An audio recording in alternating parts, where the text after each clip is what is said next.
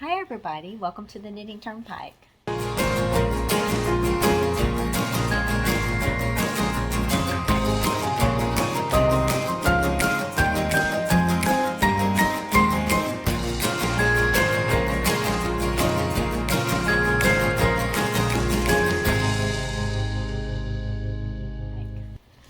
Welcome to the Knitting Turnpike. My name is Gina Pike. I'm so happy that you're here with me today. Today we're going to be doing a stitch tutorial for another mystery shawl knit along that just started on June the 21st. I am talking about the About Time mystery knit along, mystery shawl knit along, sponsored by Boo Knits, and that's Bev Johnson out of the UK.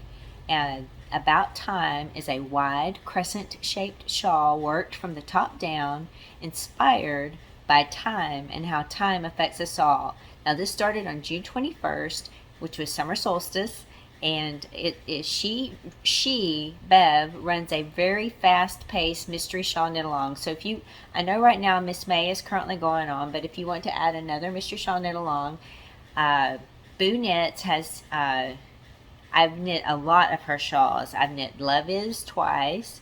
I knit the Passionista for Lisa Ladybird Loves. I knit the Gothic Angel for Ingrid.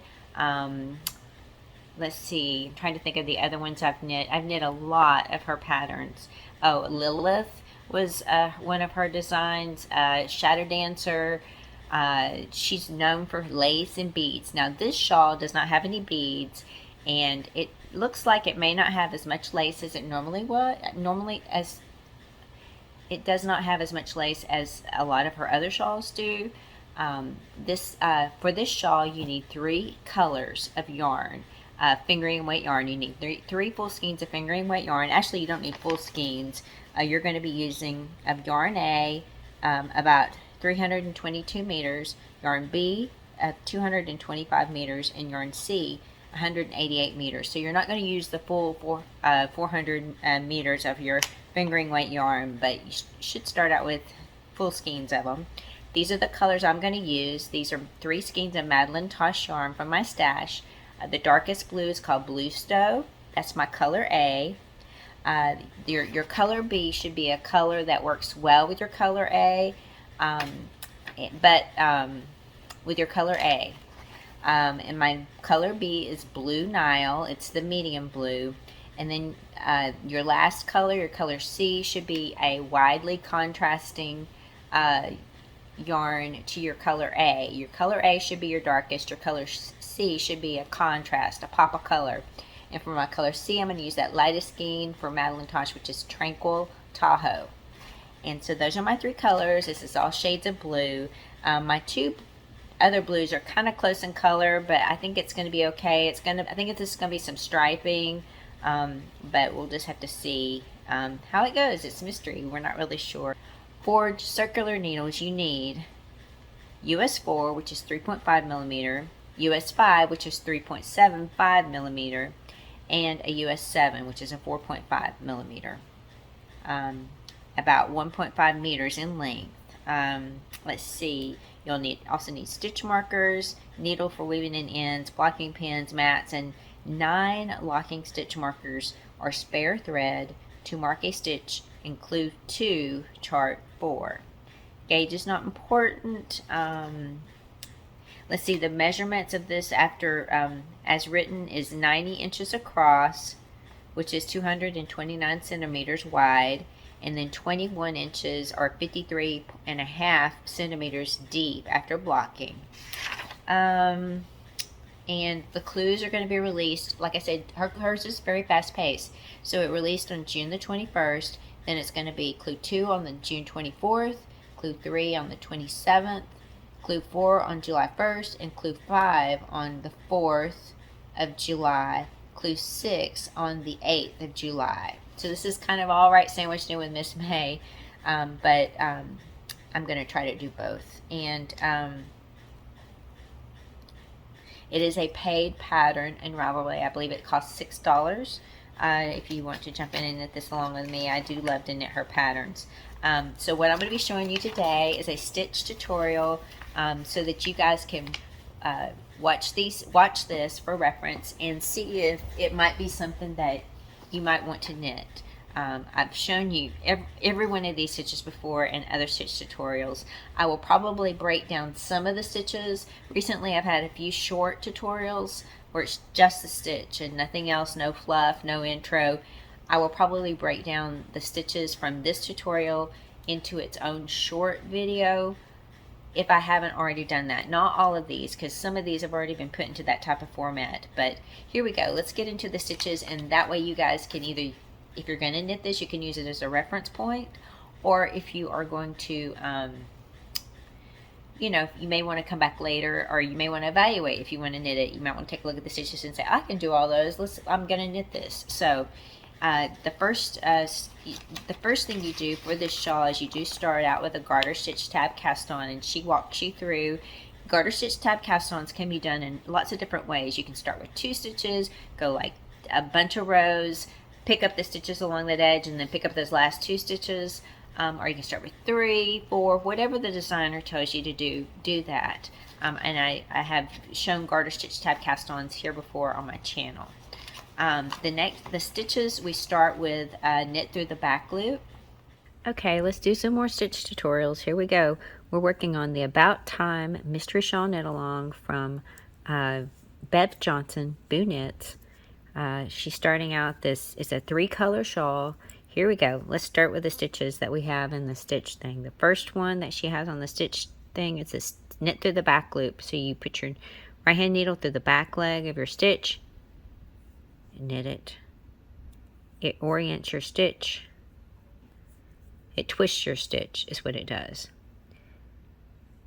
That's knit through the back loop. Then you have then the knit stitch, of course. Then you have a knit stitch, which you just put your right needle through the front leg and knit. Most people know how to do that already, but there you go. If you need a refresher. These are just knit stitches.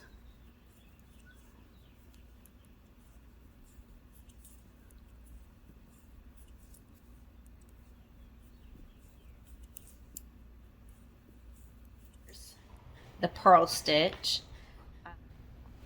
Now we have just the simple purl stitch. You guys all know this. You insert your right hand needle through the front of your stitch, wrap your yarn around it, pull it through. This is English style purling.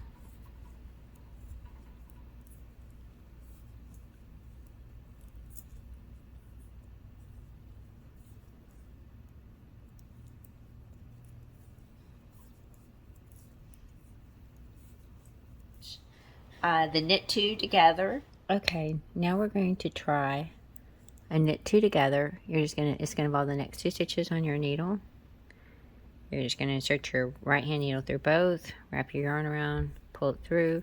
It's a 2 stitches become 1. It's a right leaning decrease. Looks like that. Together. An SSK, which is a slip slip knit. Next stitch is a slip slip knit. You slip the first stitch as if to knit, slip the second stitch as if to knit. Insert your left hand needle through the front of both of those stitches. Knit them together through the back loop. It's a left leaning decrease, 2 stitches become 1. So knit 2 together is right leaning, knit 2 together, slip slip knit is left leaning.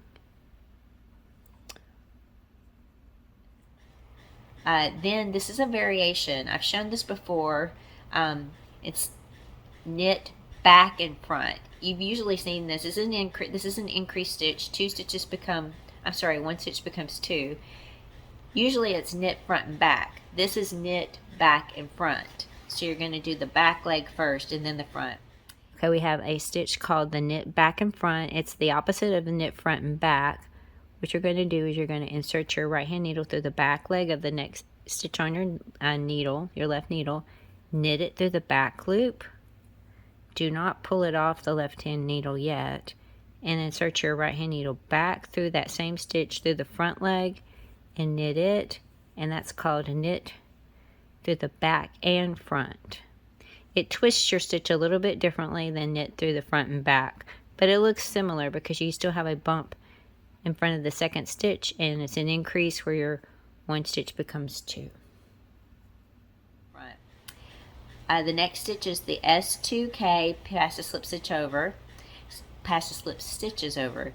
This is also a center double decrease, and I just recently had a video on how to do an alternate method of that. I'll link it up above. Alright, slip 2 knit, pass the slip stitch over. It involves the next 2 stitches.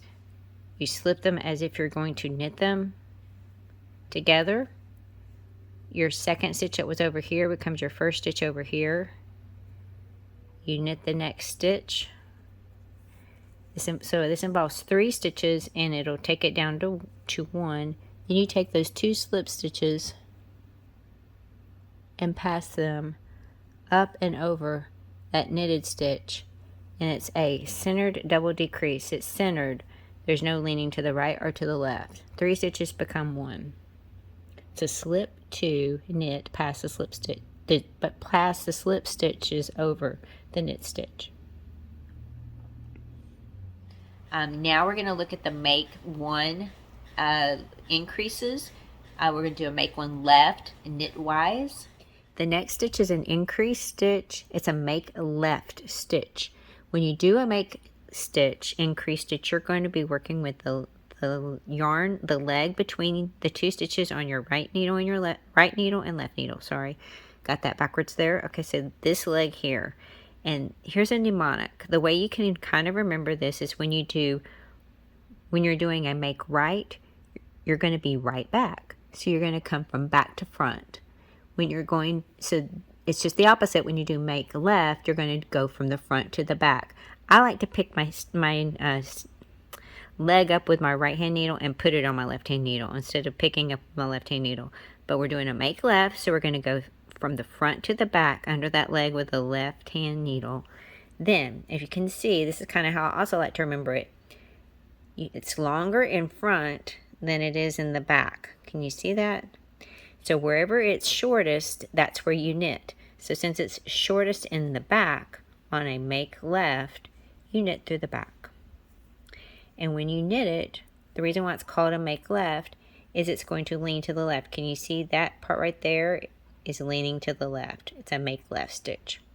Alright, so here we go. I'm going to pick that leg up, go from front to back, and knit through the back loop, and it leans to the left. There you go. All right, so then a make 1 right knitwise. Okay, now we're going to do a make right stitch.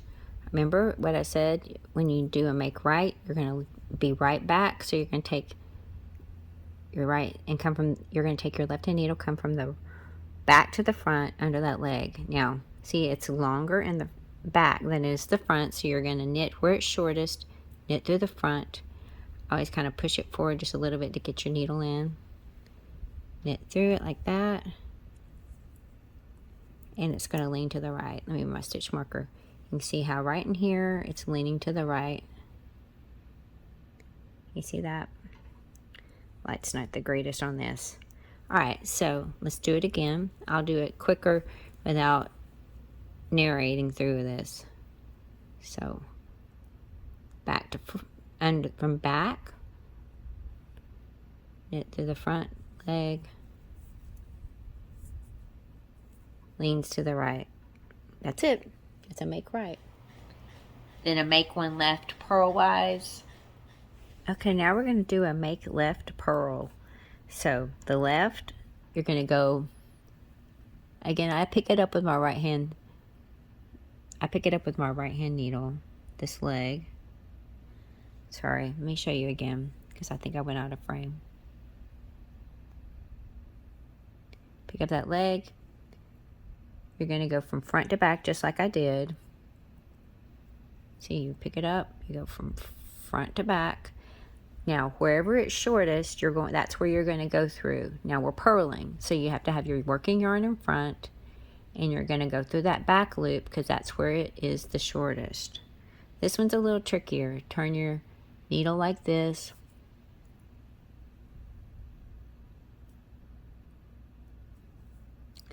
Then you purl it.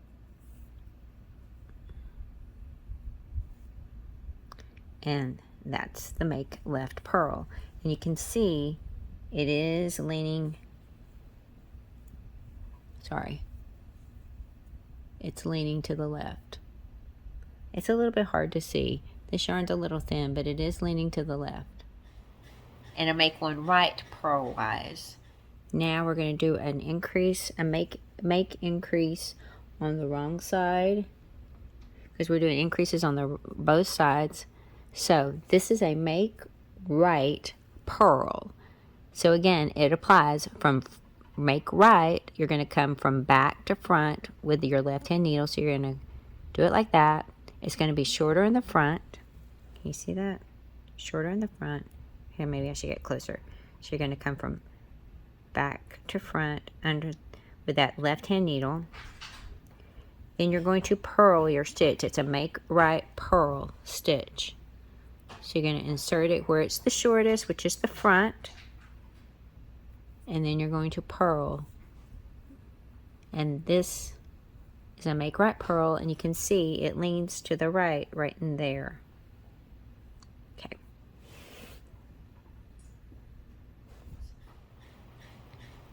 Then we're going to do a yarn over. Yarn over is just like this. Bring the yarn to the front and to the back. If the next stitch is a purl stitch, you just continue on around with that yarn over. You would go yarn over, and you would, if the next stitch is a purl stitch before your yarn over, after your yarn over, you just continue and bring it on around to the front so that you can purl the next stitch. So you go all the way around your needle over here on the right. So that's a yarn over. Then there's a stitch, a 3 with an arrow down, and this is KYOK, so knit, yarn over, knit into the stitch directly below the stitch on the next stitch on your needle. So there's the next stitch is 3 into the stitch below, so it's knit, yarn over, knit, and the stitch below the next stitch. So you go to your next stitch, and you would do at this stitch below is where you would do it. You would knit 3, which is a knit. Do not pull any of this off the left hand needle until you finish. Yarn over, go back into that stitch below the stitch on the needle, and knit. And that's the knit 3 below, and you will just drop that stitch off your right hand needle, and it'll be caught like that. And that's what it'll look like. And that's not my next stitch, so I'm going to catch this and undo it real quick. So, there's going to be a stitch in one of these charts that you're going to mark, and you're going to have to do a KYOK and the stitch below the stitch that's marked. Okay, then there's a KYOK, which is a knit, yarn over, knit. You take 1 stitch and make it into 3. Very decorative. Alright, so the next stitch is your knit 3. And the next stitch is knit, yarn over, knit. And your 1 stitch becomes 3. Like that. Do it again. You go knit, yarn over, knit. It's off like that. Alright, so you have a purl 2 together. Purl 2 together is you bring your yarn to the front since you're purling. Involves the next 2 stitches on your needle. You insert your right hand needle through the front leg of both of those and just purl them together. 2 stitches become 1, and it looks like that. You can see both those stitches, but there's a bump, and you can see the 2 stitches there. Okay. You have an SSP, which is a slip, slip, purl stitch. SSP. So the SSP is interesting. It's a slip, slip, purl. So your working yarn, since you're going to be purling, your working yarn needs to be to the front, but you're going to slip the next stitch as if to knit it, slip the next stitch as if to knit it, Then you're going to transfer both of these stitches. You're just reorienting them by slipping them like that. Then you take them back to your left hand needle, and then you're going to purl them together through the back loop like this. And that's a slip slip purl, and that's what it looks like.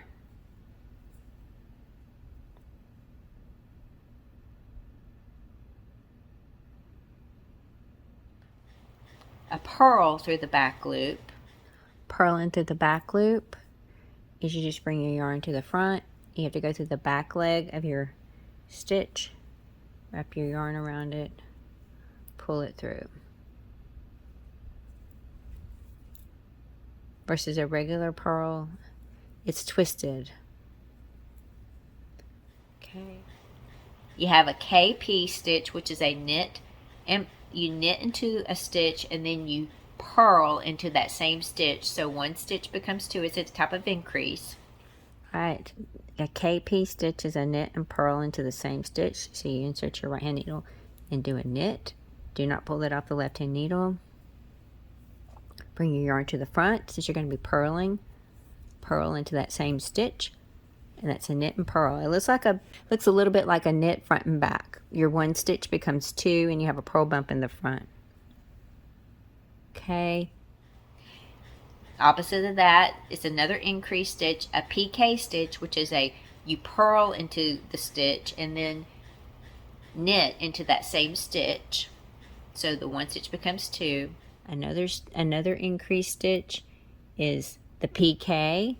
It's just the opposite of that. You bring your yarn to the front. You're going to purl first. So you purl into that stitch first. Do not pull it off the left hand needle yet. Bring your yarn to the back and knit into it.